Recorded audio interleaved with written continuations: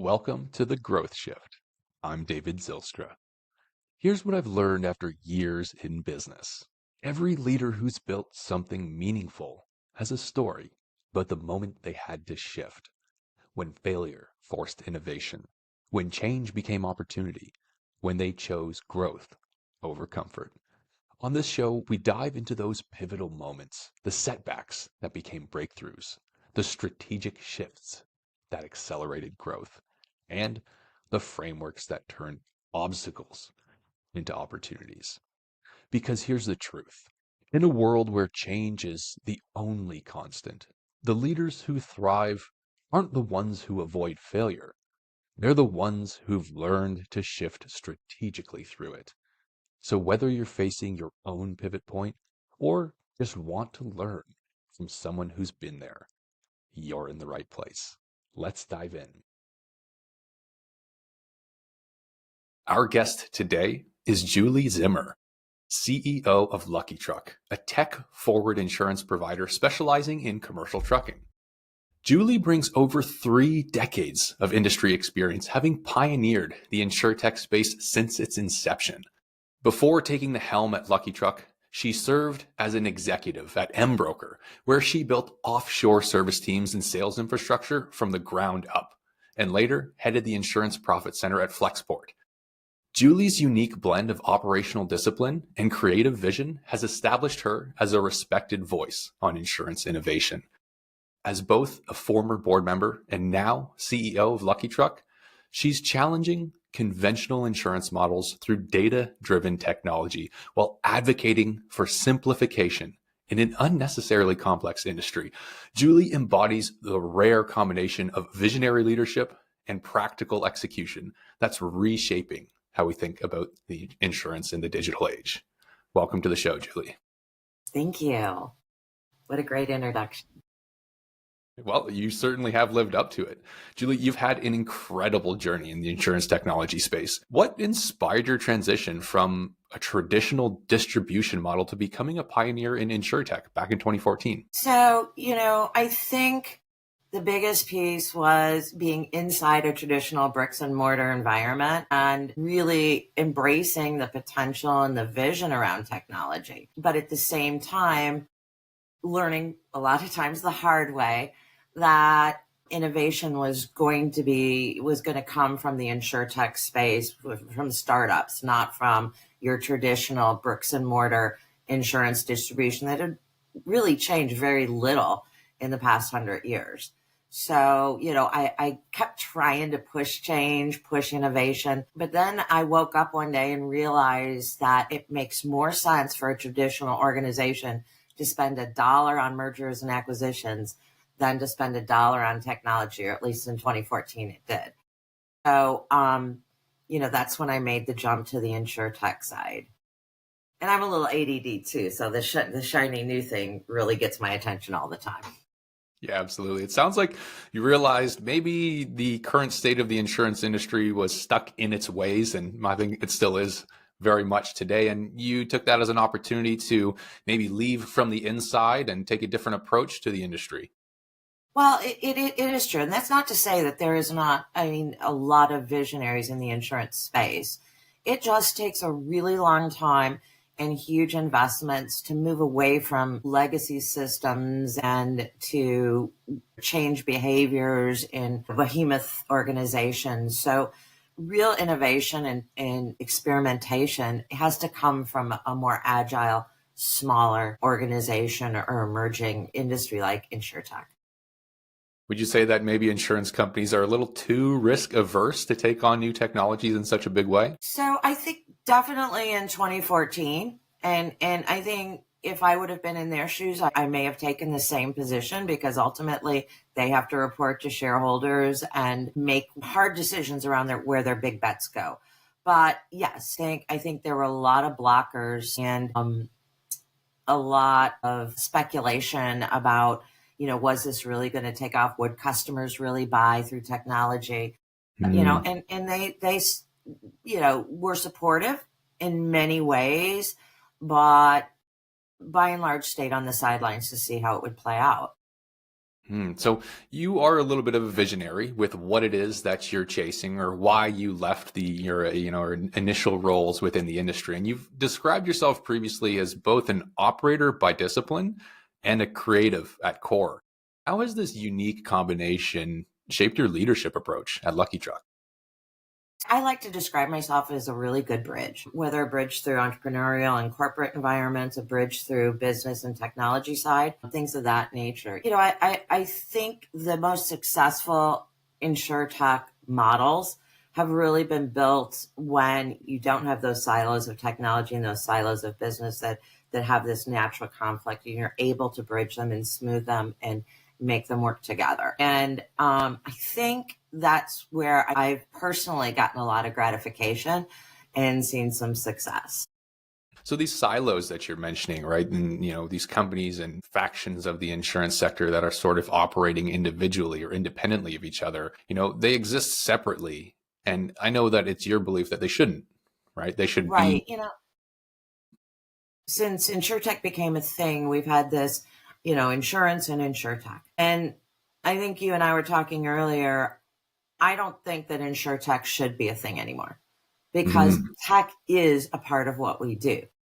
It is one thing moving forward, whether people realize it or not. And bucketing it into two different categories I think it holds us back. So I'll just say that, I'll just throw that out there. And a lot of people, I'm sure, will disagree with me. A lot of VCs probably. But at the end of the day, I do believe that siloed approach, and that siloed approach exists because of regulatory issues, existed because of legal issues, because of a whole lot of stuff that goes in to underwriting insurance policies. So I get it, but I think I'm seeing them merge together now more than ever. So with this belief about, tech and insurance really truly being one, or needing to become one more cohesively, how is it that you're leading Lucky Truck with, this vision, and perhaps starting to instill that in some of your operations? Yeah, I think I've always been a believer that you're really going to get innovation and forward motion through what I'll call hyper-verticalization. And that's what intrigued me about Lucky Truck. We are focusing in on one industry, one highly regulated industry, a data-rich industry, and one that's, by the way, very critical to our operation as a country. I mean, almost 90% of all the goods transported are coming through by truck. So focusing on this industry, and with 95% of those people being owner operators or less than 5 units, it's a very important space to get right. So when I look at Lucky Truck, I see a huge opportunity to really improve the way we do things. Now, it's also a space where we're getting hit with a lot of a lot of unknowns. We've got tariffs coming down the line. We're going to have increased cost of parts. Insurance in the trucking space is one of the top 4 cost drivers for a trucker. So, I mean, how many other industries? There's very few that insurance is that big of a piece of your revenue or your expense. I think it's an excellent microcosm to be able to get really good at this. So when you talk about getting really good at it, what does that mean? And I think as in this space, a lot of people have gotten really good at delivering a policy or taking application information or rating within the black box. But the question is, what's the next horizon? And we move to trust as a service. And can we build on that with AI and other tools that allow us to really deliver more to the customer other than just a policy and an insurance bill? So what is it, or what are some of the problems, the unique problems that your primary target audience, these owner operators, are facing that you're really able to help them solve with your tech and data-driven approach? In the trucking space, we see a lot of questions about, for instance, the filings. They have to do a lot of government regulations, a lot of filings around their units, their authorities. We also see this is a customer that's a B2B customer, but thinks and behaves very much like a B2C customer. So that means a lot of education, a lot of, I don't want to say less sophisticated because they're very sophisticated, but they really need a lot of information about how their policies respond and the difference between policies. They also need rapid response. If they're at a dock trying to pick up a load and they don't have a certificate, they need it now, not a half an hour from now when somebody picks up their voicemail or checks their email and gets around to it. So it's a very service intensive space. It's a very education intensive space. And I think that's kind of where we get to with like trust as a service, right? We're not just pushing that information to them. We're reacting to their needs and trying to be a better partner in their business. So it's a B2B clientele that you have, but almost they operate more like a B2C because they need this education. They need a little bit more attention. And you inject a lot of technology and you have big thoughts about AI. And this is a big part of what you do. But I also know that you put relationships and value relationships in business over anything else. Can you tell us a little bit about how that fusion of tech and relationships is something that you deliver on? Absolutely. And it's huge. Our teams are very engaged in the customer's business. They call us all the time. They're on the road. They have a problem.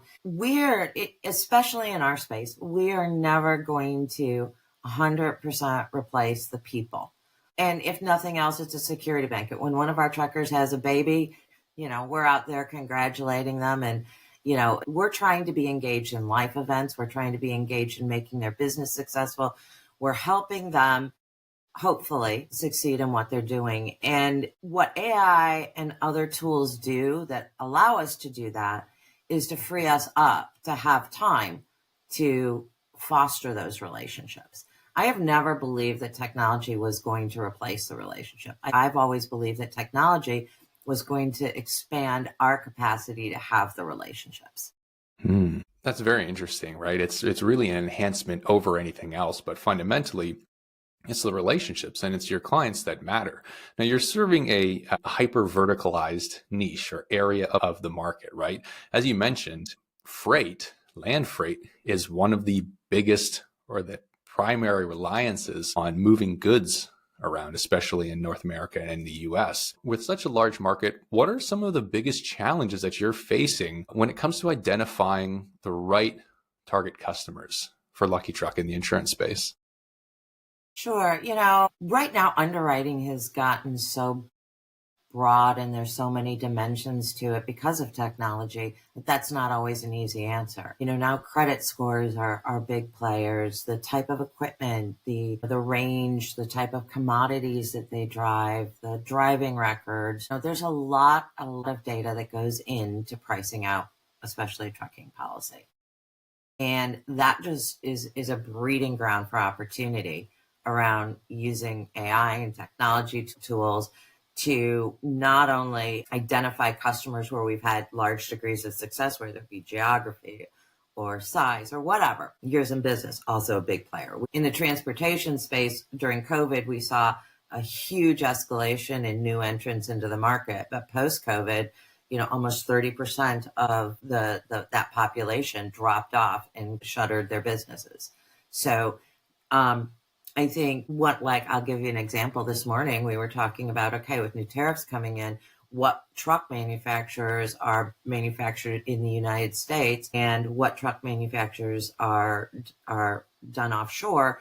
And our insurance company is going to price higher for offshore manufactured units because they're going to cost more to repair because of the tariffs. Just questions like that. And I think really it's all about asking questions. Always asking questions and using the data to provide at least some of those solutions. So you're more or less targeting your ideal clients and who it is you would like to work with. But how is it that you attract the right clients, right? Because it is a massive market. There are some great things that you can do and that you can offer, but how is it that you make yourself known in such a vast ocean of competition? That's it's an ever changing issue or answer. We have to be visible on social media. We have to be, all your traditional methods. We have to be talking, again, educating customers, huge, huge piece. We've got probably between 1 million and 1.3 million potential trucking customers out there in the United States. So it's about repetition. It's about touching them. It's about omni-channel presence. And again, it's about being relevant. It's not, we can't just go out there and say, get a quote. We have to really get smart about, we have to go where our customers go. We have to address the issues that are concerning them and capture their attention that way, and then provide them with it. So what's next for Lucky Truck? What is it that you're working towards with this in mind? You know what's important to your clients. You know what you want to provide to them and how, and you know what need you're filling in the market. What's coming next? I think the next horizon is really deployment of AI. Unfortunately, I think deployment of AI in the context of Lucky Truck is going to be a partial solution. I think we need to work with the insurance companies, because I think that's where the quantum change is going to happen. Mm-hmm. And I say that because right now we've got a platform that can quote, issue, premium finance, all in one transaction. Our biggest obstacle is insurance companies not being ready to work that API to connect and deliver in that fashion. Mm-hmm. So I think as distributors, we'll always have some success in a digital space, but massive shift won't happen until your insurers really make quantum moves in the digital space. What's holding them back, in my opinion, in my humble opinion, is the fact that legacy system transformation has been a costly, time-consuming, and in some cases risky proposition for them. I think with AI, the path to competency around that, the timeline, the cost, everything will shorten. And I think we're going to see the floodgates open, or at least I'm hoping. What do you think the solution is, or what do you think maybe the driver will be for these larger insurance companies and providers to actually start using AI and to make that quantum leap from where they are right now with legacy systems to the modern world? So, I think there's been a life cycle in the go-to-market strategy of insurance companies. And I think right now, again, I think we're on a cusp of a major change, a major shift. And I think they're questioning all their go-to-market strategies. I think they are looking for distribution that is agile, that is not hugely capital intensive, that has a lot of focused reach. And I predict that they will be launching some very, very robust experiments in this space. So they're going to be looking for verticalized, highly focused, smaller teams and smaller environments to begin to try to start these transitions. Sounds like with what you're saying, maybe that's exactly why you're taking some of the actions you are at Lucky Truck to position yourself to be ready for when these larger providers are looking for just what you mentioned, and just absolutely, as it sounds like you are. That's fantastic. So it sounds like, you're preparing for big things to come, right? You recognize right now that the larger legacy insurance providers are getting closer to that point where they're ready to make a quantum leap. So you'll be prepared for when that happens when it comes to AI. But within Lucky Truck right now, what sort of AI initiatives are you starting to implement or getting closer to taking action on? So I think right now the biggest challenge in this space for someone like Lucky Truck or anyone else is finding the right partner and making the right AI deployment decisions. So what do I mean by that? I probably get 5 emails a day. Somebody wanting to sell me AI services. Some of them aren't even really AI services. So looking for that long-term partner who has the credentials, the resources, the know-how to serve my business on the first project and build it in a way that is a platform for expansion into further AI development. I think there's a lot of services out there that are branding themselves AI that are not. They're pop-up, people who have figured 1 or 2 things out and now call themselves an AI expert. I think that is very, very dangerous. And I also I know that it's a mistake to buy a whole bunch of point solutions. So do I employ an AI firm to do prospecting and another AI firm to build processes and another AI firm to do whatever? So the process I'm going through right now is trying to make decisions around an AI roadmap that builds upon each solution, right? That expands the first deployment into the next, into the next, into the next, and does so cohesively, and find a partner who's capable, who has at least some track record and, the best probability of success, because I don't want to make any cheap, quick decisions that'll, impair us for the next foreseeable future. Absolutely. And there's a lot of noise out there, right? As you mentioned, there's a lot of people coming to you trying to sell you services who call themselves AI, and maybe they're not even fully. Maybe there's just little pieces there. And then maybe there's some bigger options as well that you're considering that provide too many options, and there isn't real value for you all across the board. But maybe you're considering, what's the right approach to take? How do you sift through all of the noise and decipher what's actually worth your time? Well, the conversations with most AI firms typically go like this. Yeah, we can do AI. Tell us what you want us to do. And I'm like, tell me what you can do, right? I am stepping back and I'm looking at what the business needs to move the needle the most. Now, there's low hanging fruit. There's easy things that we could do.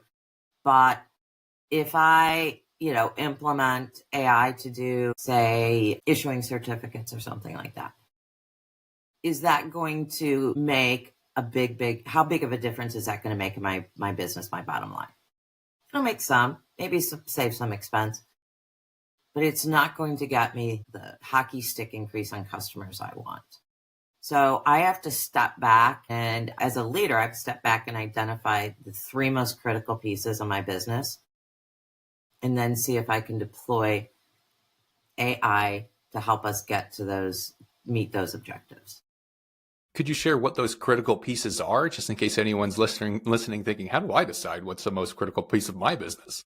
Well, I think like any business, it's going to be, top line revenue, retention. And then in the trucking space, it's also, cancellation. Truckers can't pay their bills a lot. I'm sorry to say that. You know what I mean? So we have a lot of cancellation reinstatement. It takes a lot of time, a lot of work, and it's a challenge when figuring out the bottom line. So, so one of those examples may be, how can I deploy AI to proactively figure out the probability of cancellation, who I have to be proactive around, how to create different ways to keep people's insurance in place or help them keep their insurance in place so that we avoid those kind of things. So that's one of the things I'm looking at. Obviously, new customer acquisition, always important, but the right customer. I mean, I can use AI to get, thousands of leads in the door, but at the end of the day, my hit rate goes down and my people spend a ton of time quoting. So getting the right leads in the door, really, really important. Things like that. So it sounds like you're really bullish on AI and tech, right? It's something that you're really interested in. You have some great thoughts. You've spent a lot of time not just thinking about how it's going to be applicable and advantageous to your own company, right? But how the insurance industry in general is going to start making this quantum leap and start incorporating in everything, just to make the industry as a whole more effective, more accessible, and better across the board. But you also have some very real concerns, maybe not doubts, but perhaps some hesitations about using AI, when to use it and how to use it, right? How is it that you would explain this maybe sense of not full duality, but these two conflicting thoughts to someone who's in your similar position, looking at, I want to use AI, but I'm not sure how. How do you actually rationalize when is the right time? What is the right initiative to pursue while minimizing or reducing risk to implementing a new system or a new technology? Well, you've just summed up the entire sum of my job, is trying to figure those things out and balance risks and rewards. I mean, that's what we do every day. AI, it's like anything else. It's, if it's a great tool, if used appropriately, can make massive changes. I don't think I have hesitation around it.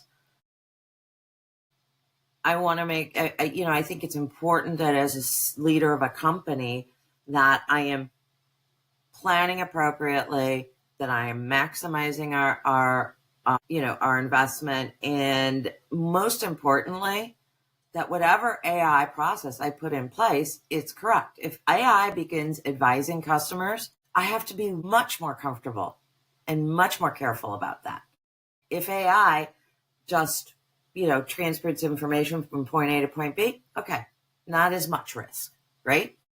So when we talk about it, I think the next generation, and the next generation of our evolution, I don't want to categorize as AI. I want to categorize it as trust as a service, which is powered by AI. AI is the tool to get us there. And in order for technology to go beyond being transactional and to begin being a trusted resource for insurance customers, we have to have AI and tools and processes and get human intervention at the right place. We have to train our systems not only to answer a static question, but to anticipate changes in business and things like that, and proactively ask the customer, hey, are you concerned about this? Or, hey, maybe you need this, or you told me this, to make deductions.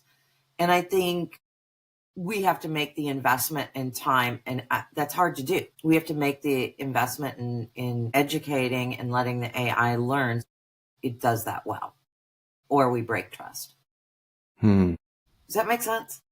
So yeah, I mean, trust is the most important thing through insurance. And if you're not implementing AI in the right way, you're going to break trust, whether it's because people aren't getting the right documents, they're receiving the wrong information. Even if someone's trying to use it for quoting and you mess that up, like your client, the policyholder at the end of the day is going to be the one who's impacted the most, right? Especially if it's just a few here and there, or things might slip between the cracks. So, I mean, if you risk ruining the foundation of trust, you risk ruining your company.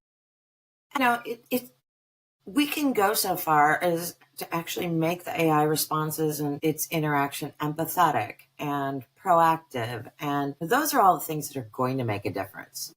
So, with all of that said, for insurance professionals or, other leaders listening who might feel overwhelmed by AI options as you are at times, being hit from all angles with different people coming at you, what would a practical first step be for them to take? I really think the first step, and this sounds so basic, but understand your own roadmap. Don't let other, it's like I'm the biggest offender of being distracted by the new shiny thing. Step back, understand your own business roadmap, independent of AI, and then figure out how you can use AI as a tool. Don't react to the new shiny thing and just decide that, you're going to start putting it in there. Be very strategic about it, because the decisions you make right now about this are going to set the tone for your organization for a very long time. So it sounds like maybe more of a focus on strategy rather than tactics. Focus on your strategy. Where are you going? And then how are you going to employ tactics along the way, rather than jumping into a tactic without understanding where it actually contributes? Absolutely. Yeah, that's incredible. Julie, thank you so much for these thoughts. Thank you for your insight and sharing your experience and your opinions with the audience as well. For any listeners who might like to connect with you to learn more about Lucky Truck or to continue this conversation, what would be the best way to connect? Julie.Zimmer@luckytruck.com. Amazing. That was great. Thank you so much for joining the show today. Thank you for having me. It's been a pleasure. And to the listeners, thank you for tuning into the podcast. As always, I hope this episode has brought you valuable insight, knowledge, and inspiration. If it did, please, would you show your support by dropping a like on this video and subscribing to the channel. Until next time, we're signing off. And that's a wrap on another episode of The Growth Shift. If this conversation sparked something for you, whether it's a new perspective on failure, a strategy you want to try, or just the reminder that every setback can become a setup for something bigger, hit that subscribe button and share this with someone who needs to hear it. Remember, the leaders who thrive aren't the ones who avoid change. They're the ones who shift strategically through it. If you're ready to build the systems that help you grow without the chaos, head over to valentix.io. We help businesses like yours scale smarter, not harder. I'm David Zilstra, and I'll see you in the next shift.